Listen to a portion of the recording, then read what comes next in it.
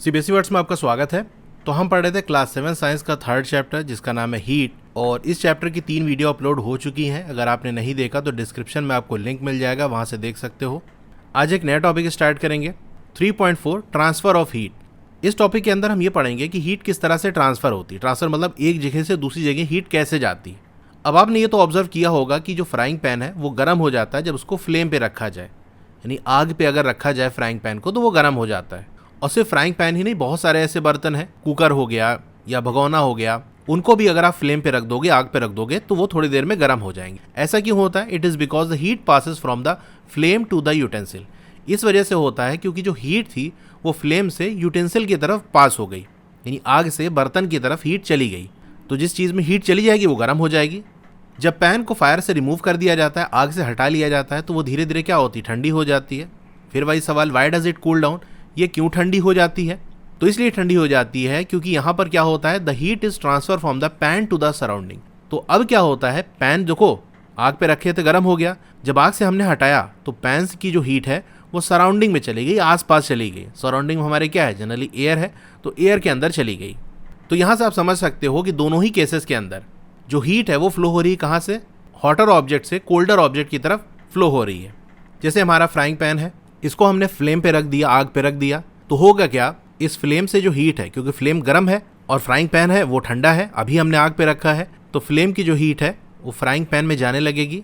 तो यहाँ पर फ्लेम क्या है? हॉट है, और फ्राइंग पैन कोल्ड है। तो हीट कहाँ से कहाँ जा रही? हॉट से कोल्ड की तरफ जा रही है। थोड़ी देर ये आग पे रखी रहेगी तो गर्म हो जाएगी, यानी अब फ्राइंग पैन क्या हो गया है? हॉट हो गया है। अब इसको हम फ्लेम से हटा लेते हैं, लेकिन फ्राइंग पैन अभी भी गर्म है। अब क्या होगा? इसकी जो हीट है वो निकल के सराउंडिंग में जाने लगेगी, यानी सराउंडिंग यानी आसपास जाने लगेगी, और आसपास हमारे एयर है, यानी वो एयर के अंदर जाके मिक्स हो जाएगी। तो एयर को हमने हीट नहीं किया था, वो तो कोल्ड है। फ्राइंग पैन हमारा हॉट था, तो यहाँ पर भी हॉट से कोल्ड की तरफ हीट ट्रांसफ़र हुई।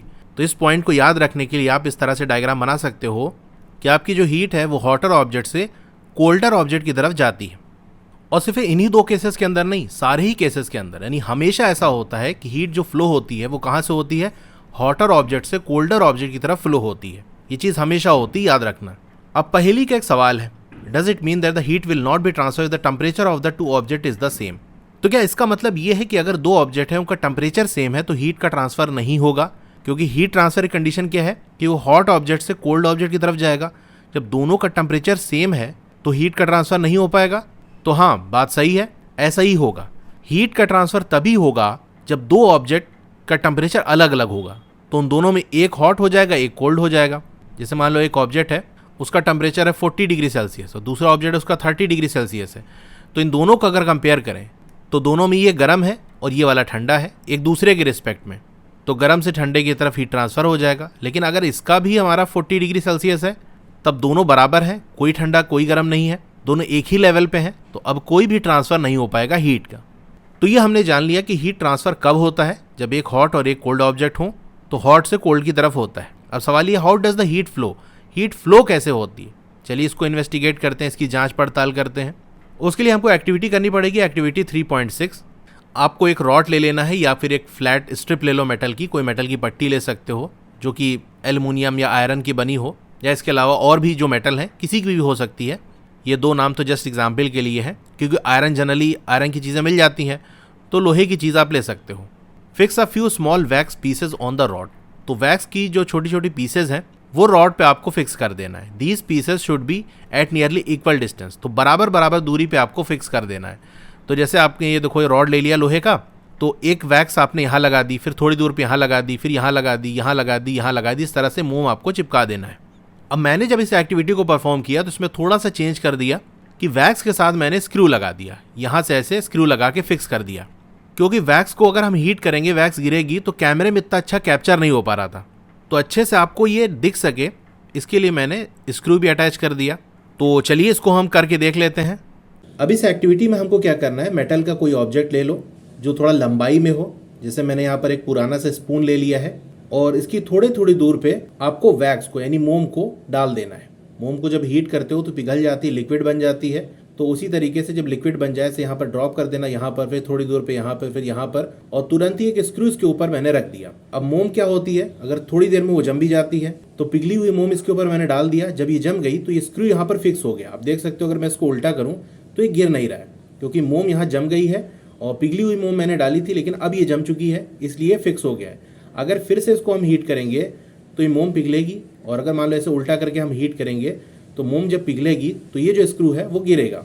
अब इस एक्सपेरिमेंट में हम क्या करेंगे, इस मोम को डायरेक्ट हीट नहीं करेंगे कि यहाँ हीट कर दिए, यहाँ हीट कर दिए, यहाँ हीट कर दिए, बल्कि इस कॉर्नर पे हम हीट करेंगे और आप देखोगे कि ये हीट यहाँ से ट्रांसफर होकर इधर की तरफ जाएगी।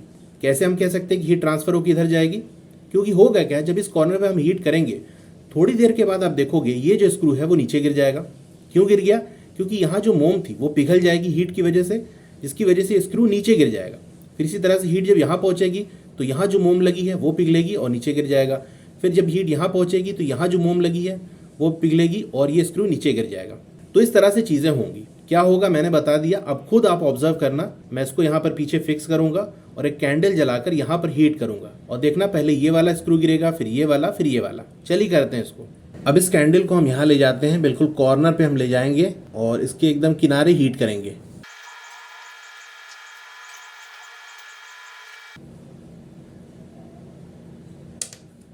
ये देख सकते हो पहला स्क्रू गिर गया, यानी वहां तक हीट पहुंच गई है। अभी हीट और आगे की तरफ जाएगी।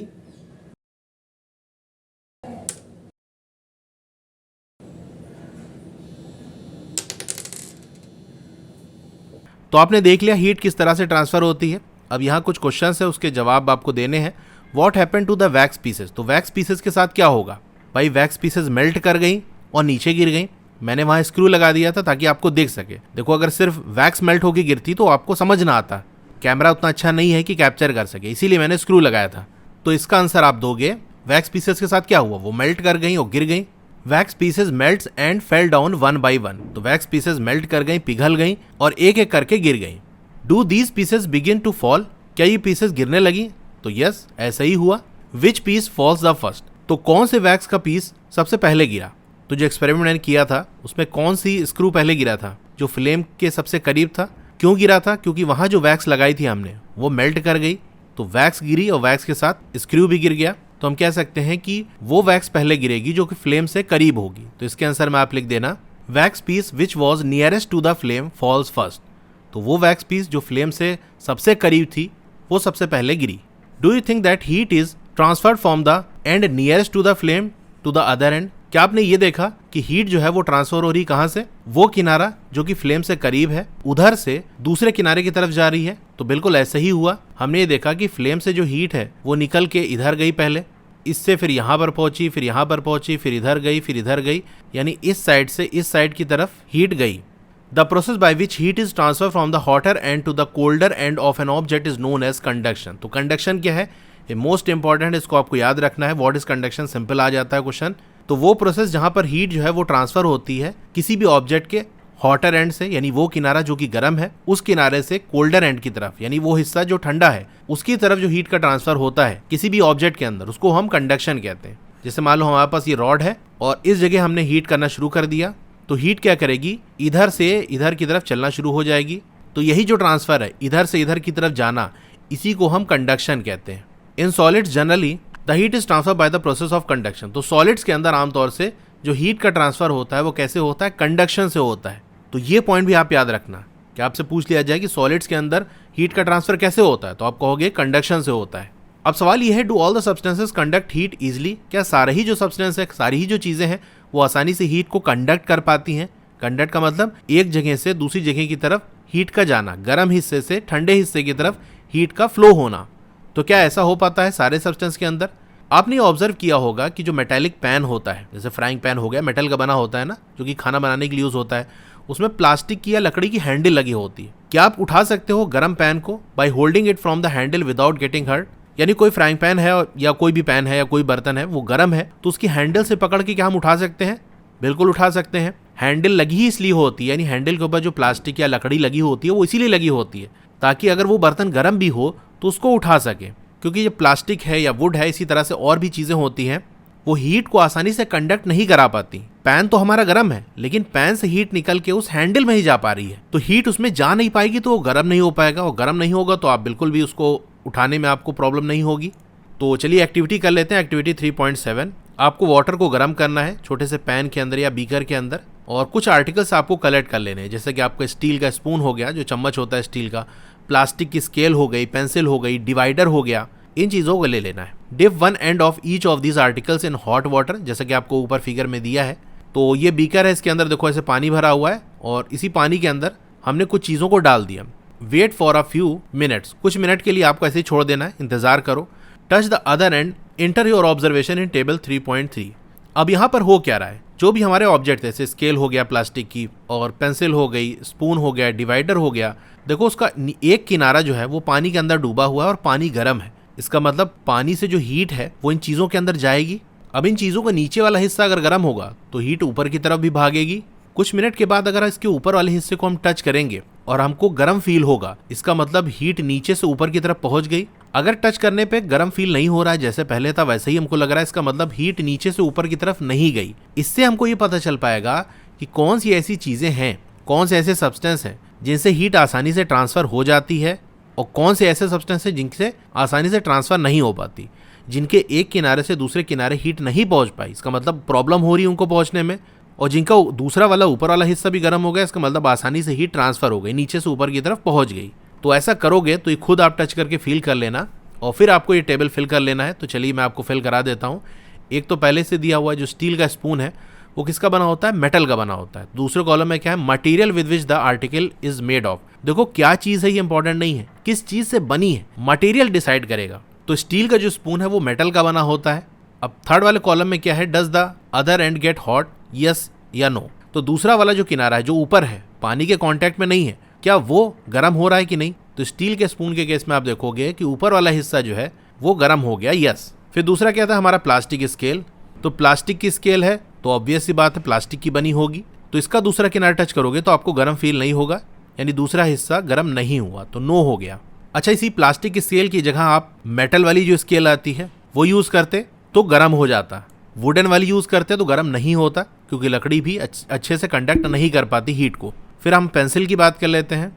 पेंसिल आपकी वुड की बनी होती है और इसका दूसरा किनारा गर्म नहीं होगा। फिर आपका डिवाइडर हो गया, तो ये डिवाइडर आपका मेटल का बना होता है, और मेटल का बना है, इसका मतलब एक किनारे से दूसरे किनारे हीट चली जाएगी। आप ये ऑब्जर्व करोगे ऊपर वाला हिस्सा गर्म हो गया, तो यस दूसरा हिस्सा गर्म हो गया। अच्छा, डिवाइडर दो तरीके का आता है। एक तो आपका ये वाला है जो देखो पूरा मेटल का बना हुआ है, तो अगर एक हिस्सा इसका पानी के अंदर होगा तो वो गर्म होगा, तो हीट ऊपर तक चली जाएगी, ऊपर टच करोगे तो आपको गर्म फील होगा। आपके बुक के अंदर जो बना हुआ है वो यही वाला डिवाइडर है जो कि बीकर के अंदर रखा है। इस तरह का भी एक डिवाइडर होता है, इसमें आप देख सकते हो ऊपर प्लास्टिक का कवर लगा हुआ है।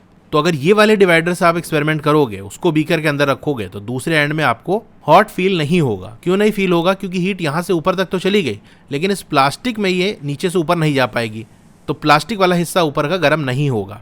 तो जो सा डिवाइडर आपने यूज़ किया है उसी के रिलेटेड आप अपना ऑब्जर्वेशन लिख देना। देखो रट्टा नहीं मारना कि हाँ हमने यहाँ से देख लिया, यहाँ ऐसे ही लिखा था वैसे हमने लिख दिया। जो आप एक्सपेरिमेंट करोगे, जो आपको ऑब्जर्व हो रहा है वो आपको लिखना है। कल को अगर आपसे टीचर पूछ लेगा तो आप उसको रीज़न एक्सप्लेन कर सकते हो कि हाँ मैंने जिस डिवाइडर से किया था उसके ऊपर प्लास्टिक का कवर लगा था। तो ये टेबल हमारा हो गया। यहाँ से हमको क्या समझ में आई कि देखो मेटल वाला जो होता है, मेटल की कोई चीज़ है तो उसमें हीट एक किनारे से दूसरे किनारे पहुँच गई, इसका मतलब ये गुड कंडक्टर है हीट का। प्लास्टिक में नहीं पहुंच पाई तो ये पुअर कंडक्टर हो गया, वुड में नहीं पहुंच पाई तो ये पुअर कंडक्टर हो गया, और ये तो मेटल है जो कि गुड कंडक्टर होता है। The materials which allow heat to pass through them easily are called conductors of heat. तो वो मटेरियल जो अलाउ करते हैं हीट को आसानी से पास होने के लिए, कि हाँ बिल्कुल आराम से चले जाओ, कोई टेंशन की बात नहीं है, तो उन मटेरियल को हम क्या कहते हैं, conductors of heat. For example aluminium, iron, copper, ये क्या है, कंडक्टर है हीट के। The material which do not allow heat to pass through them easily are poor conductors of heat. अब वो मटेरियल जो हीट को आसानी से पास ना होने दें उनको हम क्या कहते हैं, पुअर कंडक्टर ऑफ हीट। जैसे कि आपका प्लास्टिक हो गया, वुड हो गया, ठीक है। अब ये जो पुअर कंडक्टर्स हैं हीट के, इनको हम क्या कहते हैं, इंसुलेटर्स कहते हैं। The water and air are poor conductors of heat. ये पॉइंट बहुत इंपॉर्टेंट, याद रखना, जो वाटर होता है और एयर होता है ये पुअर कंडक्टर होते हैं हीट के। अब एक सवाल आपके माइंड में आएगा, वाटर और एयर पुअर कंडक्टर होते हैं, भाई पानी को हम गर्म करते हैं तो वो गर्म हो जाता है। जैसे मान लो हमने कोई बर्तन ले लिया, उसके अंदर ऐसे पानी भर दिया और नीचे से हमने आग जला दी, तो धीरे धीरे करके ये पूरा पानी गर्म हो जाएगा। इसका मतलब तो यही समझ में आ रहा है कि हीट नीचे से ऊपर की तरफ गई, हर जगह फैल गई, इसीलिए पूरा पानी गर्म हो गया। तो पुअर कंडक्टर कैसे हो गया? तो वाटर, एयर या इसी तरीके से और भी जो लिक्विड और गैस वाली चीज़ें हैं उनके अंदर हीट का ट्रांसफ़र ऐसे नहीं होता जैसा कि हमने सॉलिड में देखा था। सॉलिड में क्या देखा था कि जैसे हमारा ये ऑब्जेक्ट है, इस कोने पे हीट करेंगे तो हीट चलते चलते मस्त दूसरी तरफ चली जाएगी और इस तरह से ये पूरा ऑब्जेक्ट गर्म हो जाएगा। लिक्विड और गैस वाली जो चीज़ें हैं, लिक्विड में जैसे आपका वाटर हो गया, इसी तरह से और भी सब्सटेंस हो गया, गैस में जैसे आपका एयर हो गया, इनके अंदर इस तरह से हीट ट्रांसफ़र नहीं होता। Then how does the heat transfer take place in these substances? अब ये सब्सटेंस गर्म तो हो जाते हैं, तो सवाल ये है कि कैसे हीट का ट्रांसफ़र होता है। तो चलिए इसको फाइंड आउट करते हैं। तो उसके लिए हमको एक्टिविटी करनी पड़ेगी, एक्टिविटी 3.8। सबसे पहले इस बीकर के अंदर हम थोड़ा सा पानी डाल लेंगे और ये मेरी फिंगर के ऊपर जो आप दो छोटे से दाने देख रहे हो, ये पोटेशियम परमैंगनेट के हैं। इसको हमको पानी के अंदर डालना है, लेकिन ऐसे डायरेक्ट नहीं डालेंगे, क्योंकि डायरेक्ट डालेंगे तो ये ऊपर से पानी के कांटेक्ट में आते ही घुलने लगता है। स्ट्रॉ की मदद से इसको हम डालेंगे। तो पानी देखो, इसके अंदर डालने के बाद आपको थोड़ी देर वेट करना है ताकि पानी स्टेबल हो जाए। पानी के अंदर कोई मूवमेंट नहीं होनी चाहिए, यानी पानी हिले डुले ना। अब ये हमारा स्ट्रॉ है, इसको हम इसके अंदर डालेंगे, फिर ऊपर से ये दोनों दाने इसके अंदर डाल देंगे ताकि डायरेक्ट ये सीधे नीचे पहुंच जाए, पानी के कांटेक्ट में बीच में ना आए, सीधे नीचे जाके कांटेक्ट में आए।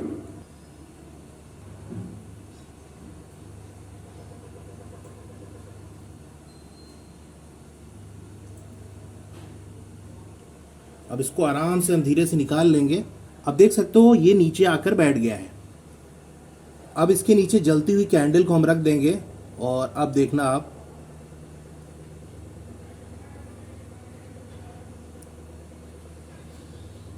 ये देखो, ये कलर देखो ऊपर की तरफ जा रहा है कि नहीं।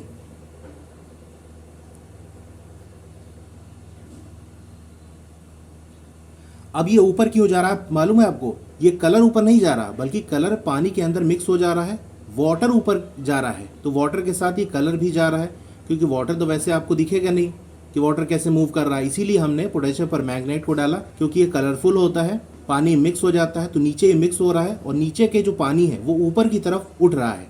तो जब हम वाटर को हीट करते हैं तो नीचे वाला जो वाटर है वो गर्म होके ऊपर की तरफ भागता है, फिर साइड से जो वाटर है वो नीचे आते हैं। इसी तरह से ये सर्कुलेट करता रहता है। जो वाटर गर्म हो जाएगा वो ऊपर की तरफ चला जाएगा और ठंडा वाला फिर इस हीट के सामने आ जाएगा और ये प्रोसेस चलता रहेगा। तो आपने एक्टिविटी में देख लिया हमने क्या चीज़ें कैसे करी। अब जो भी ऑब्जर्वेशन आपका है उसको आपको नोटबुक के अंदर लिख लेना है। Also draw picture of what you observe, जो भी आपने ऑब्जर्व किया उसकी पिक्चर बना सकते हो। फिगर वैसे दी हुई है, उसको देख के भी आप पिक्चर ड्रॉ कर सकते हो। तो सबसे पहली चीज़ आपको क्या ऑब्जर्व हुआ वो लिख लो। तो चलिए मैं आपको बता देता हूँ। तो इसके ऑब्जर्वेशन में आप लिखोगे, यानी जो आपको दिख रहा है वो आपको लिखना है। क्या हो रहा है वो रीज़न आपको नीचे लिखा हुआ है, वो अभी हम देखेंगे। आपको क्या दिखा, आपने क्या ऑब्जर्व किया, वो चीज़ें आपको पहले लिखनी है। तो हमको क्या दिखा था कि पर्पल कलर जो था वो ऊपर की तरफ जा रहा था, ऊपर जाके फैल गया, यही तो हमने देखा ना। तो बस यही लिख देना इंग्लिश में।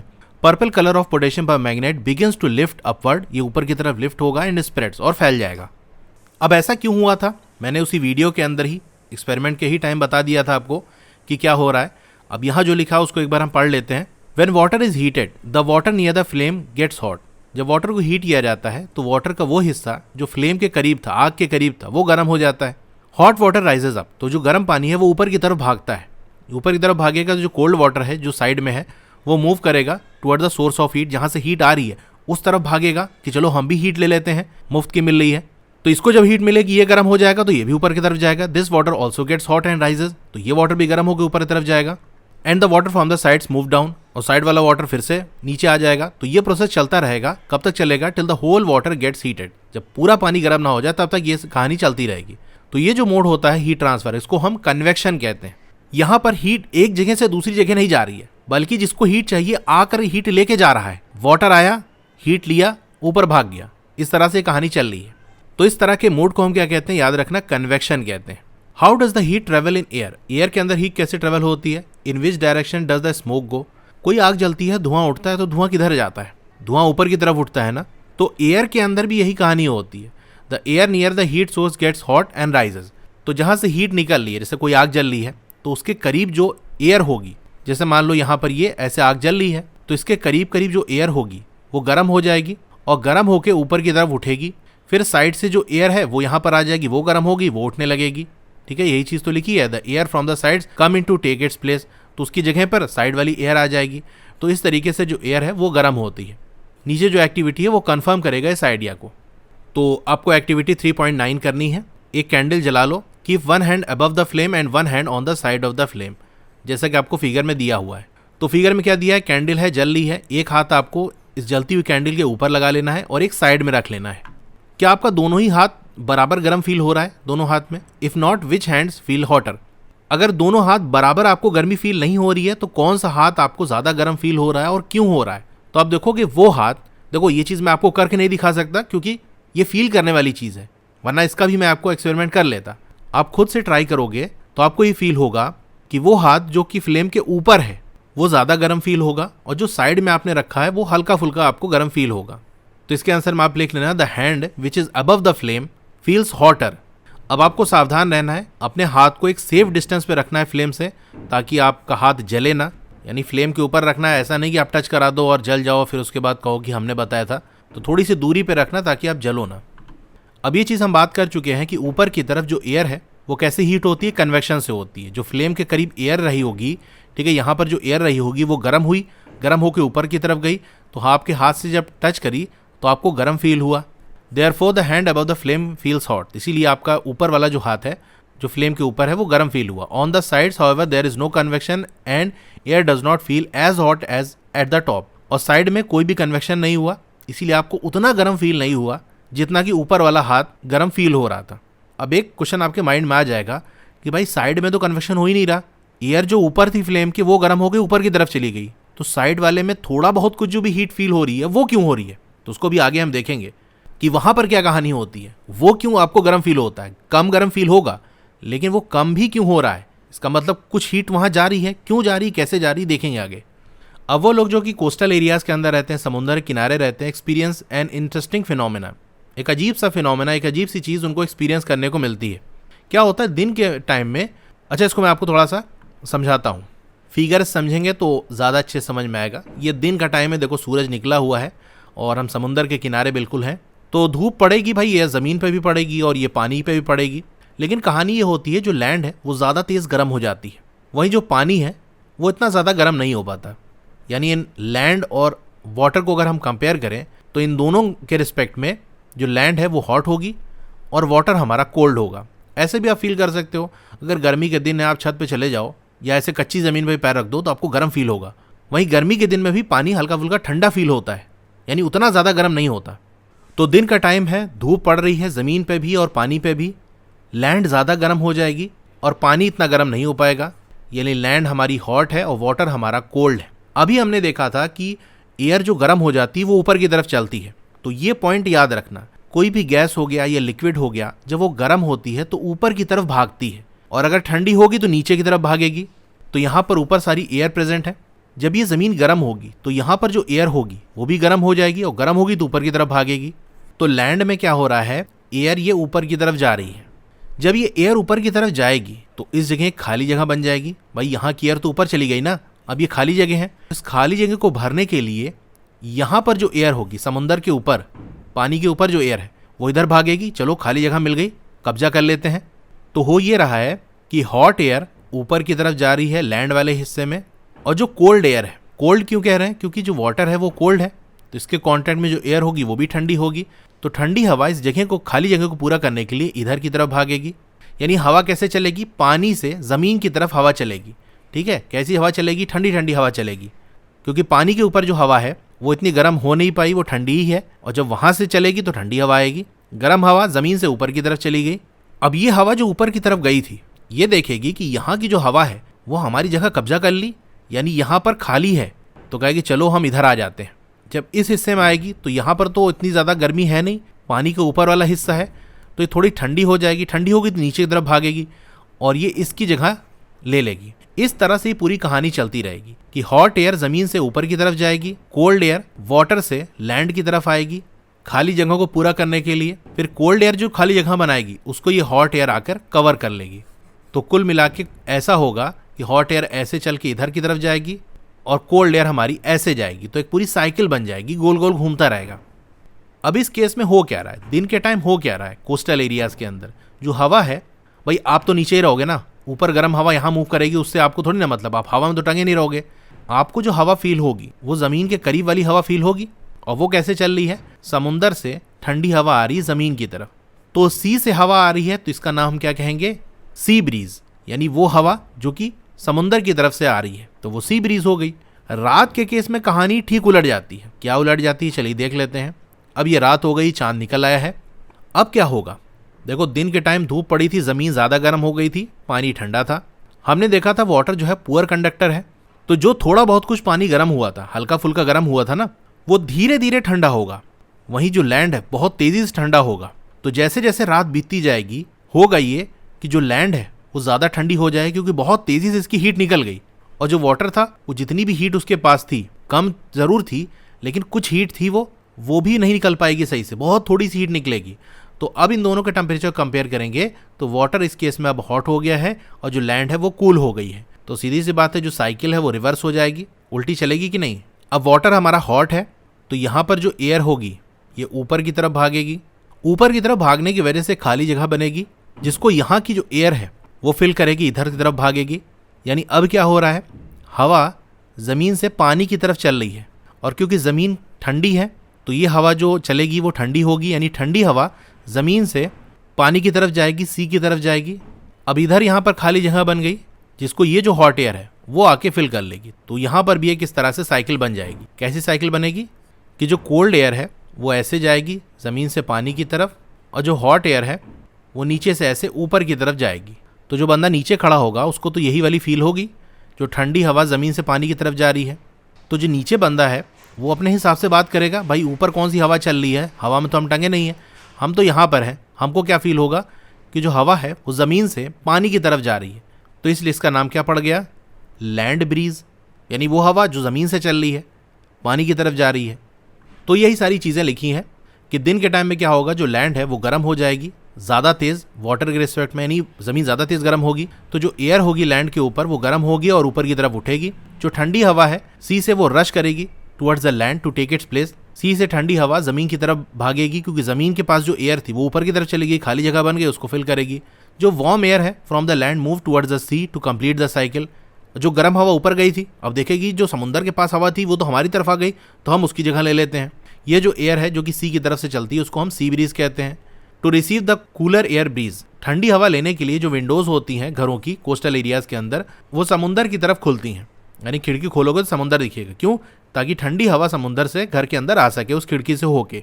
रात के टाइम में इसका ठीक रिवर्स हो जाता है, उल्टा हो जाता है। जो वाटर है वो कूल डाउन होता है ज़्यादा धीरे लैंड के कंपैरिजन में, यानी ज़मीन तेज़ी से ठंडी होगी और जो वाटर है वो धीरे धीरे ठंडा होगा। एक टाइम आएगा ज़मीन ज़्यादा ठंडी हो गई और वाटर गर्म रह गया। So the cool air from the land, तो लैंड के कांटेक्ट में जो एयर होगी वो ठंडी होगी, वो सी की तरफ भागेगी और इसको हम लैंड ब्रीज कहते हैं।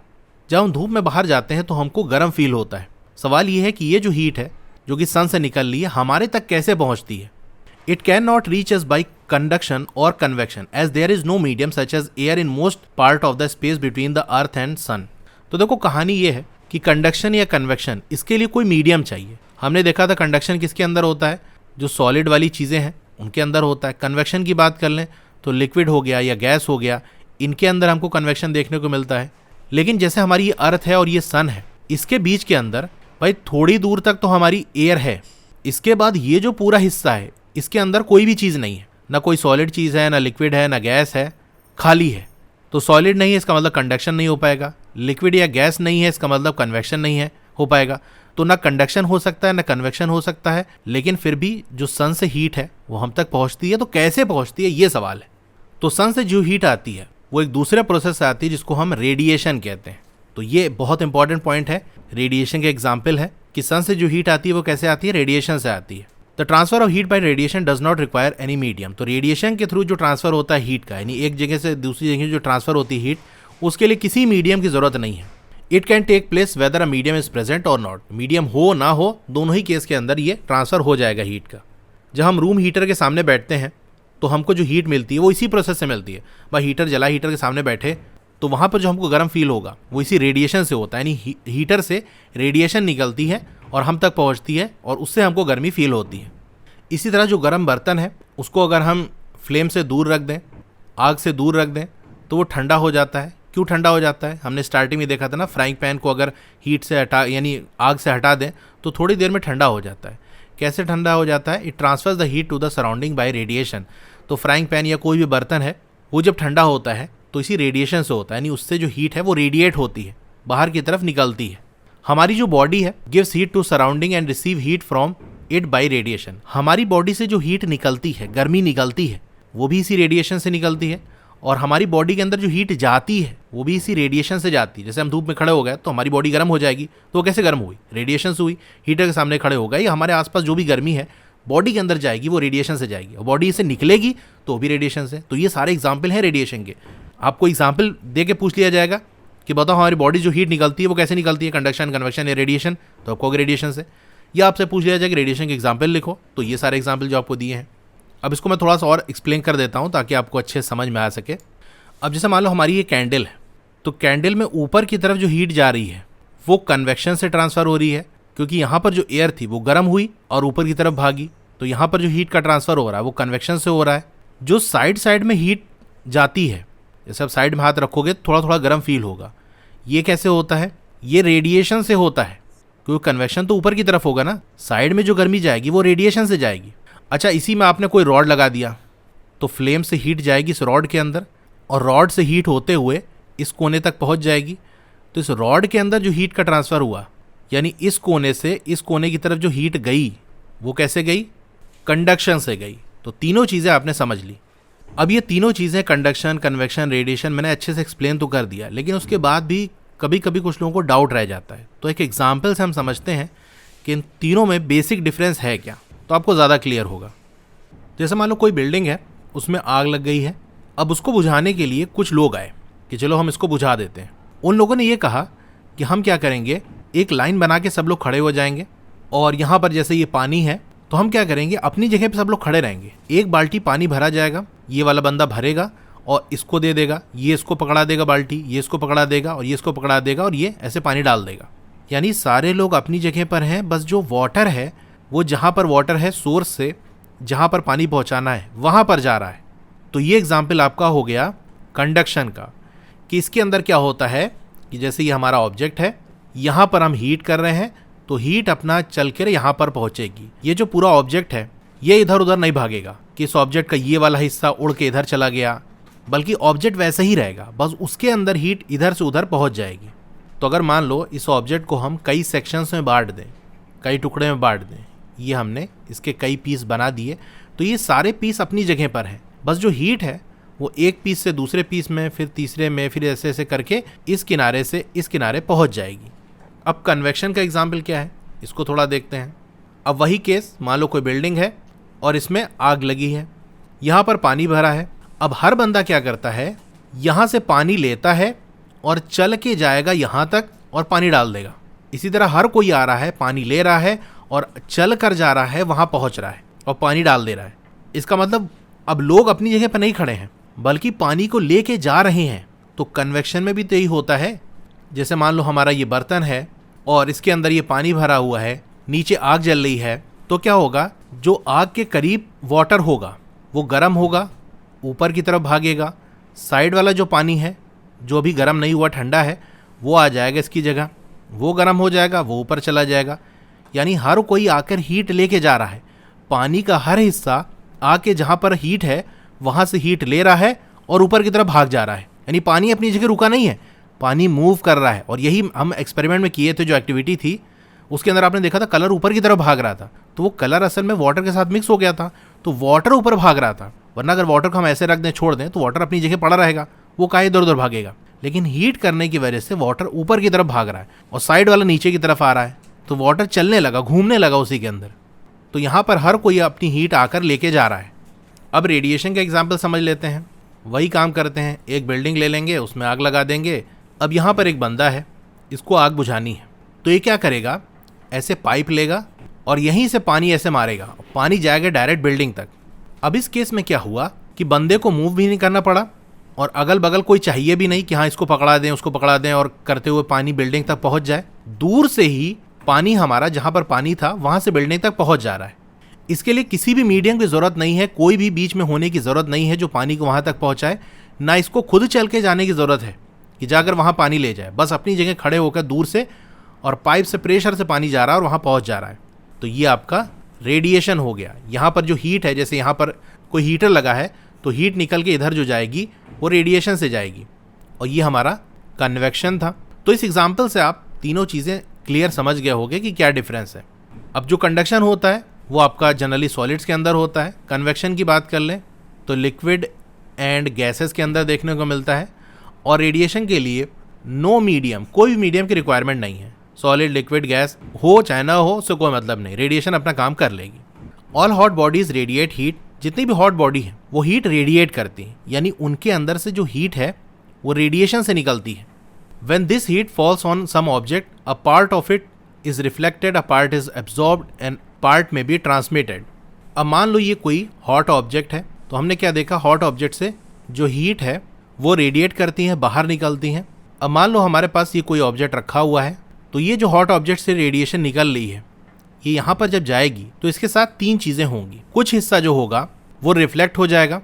चलो मैं इसको थोड़ा सा नीचे बनाकर दिखाता हूँ। जैसे मान लो ये कोई ऑब्जेक्ट है, कहीं से हीट निकल रही है, रेडिएट करके आ रही है, तो कुछ जो हीट होगी वो टकरा के ऐसे वापस चली जाएगी। ऐसे नीचे आई, टकराई और वापस चली गई, ऑब्जेक्ट ने इसको भगा दिया, तो ये हीट क्या हो गई, रिफ्लेक्ट हो गई। तो इसको हम कहेंगे रिफ्लेक्टेड वाली हीट है। और कुछ हीट क्या करती है, एब्जॉर्ब हो जाती है, यानी इसके अंदर गई, बॉडी के अंदर चली गई, और बॉडी के अंदर हीट चली जाएगी तो बॉडी के टेम्परेचर को बढ़ा देगी और गर्म कर देगी। तो ये वाली क्या हो गई, एब्जॉर्ब्ड। और एक तीसरी चीज़ भी होती है कि इसने ना रिफ्लेक्ट किया, ना इसको उल्टा भगा दिया, ना इसको एक्सेप्ट किया कि हाँ हमारे अंदर आ जाओ, बल्कि इसने क्या किया, इसको रास्ता दे दिया कि सीधे आप निकल जाओ।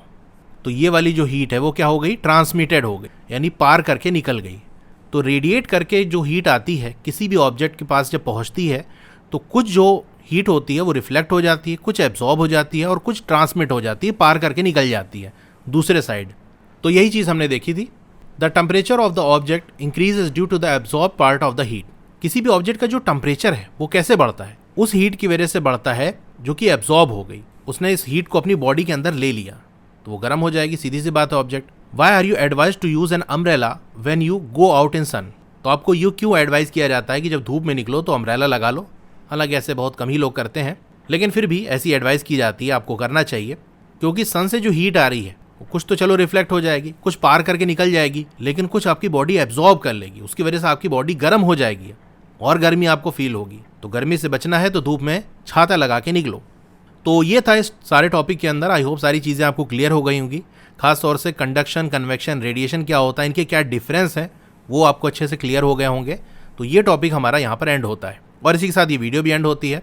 क्लास 7 की और भी वीडियोस देखनी है तो इस तरह से आपकी वीडियो चल रही होगी। पहले वीडियो को लाइक कर लो, चैनल को सब्सक्राइब कर लो, मोर पे क्लिक करना है, फिर से मोर पे क्लिक करोगे तो डिस्क्रिप्शन ओपन हो जाएगा, यहाँ आपको व्हाट्सएप चैनल का लिंक मिल जाएगा, तो इससे आप मेरे व्हाट्सएप चैनल से ज्वाइन हो सकते हो। डोंट वरी, आपका नाम और फोन नंबर किसी को विजिबल नहीं होगा। व्हाट्सएप चैनल पे नई वीडियोस की अपडेट आपको मिलती रहेंगी। फिर एक्सरसाइज और ट्राइदिस के सॉल्यूशन देखने तो मेरी वेबसाइट है estudywala.com, उसका लिंक भी है, वहाँ से आप विजिट कर सकते हो। और नीचे आओगे तो क्लास 7 मैथ्स की चैप्टर वाइज प्लेलिस्ट का लिंक आपको मिल जाएगा। जिस चैप्टर की वीडियो देखनी है उसके नीचे दिए हुए लिंक पे क्लिक करोगे तो चैप्टर की प्लेलिस्ट ओपन हो जाएगी। इसी तरह और भी सब्जेक्ट की प्लेलिस्ट का लिंक आपको मिल जाएगा।